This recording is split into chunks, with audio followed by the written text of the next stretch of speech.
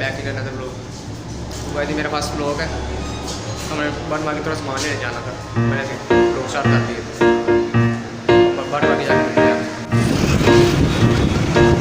पहले bird market पहुँच के हम अपना जो हमने सामान लेना सामान लेते हैं और आपको दोस्त वगैरह खाते हैं।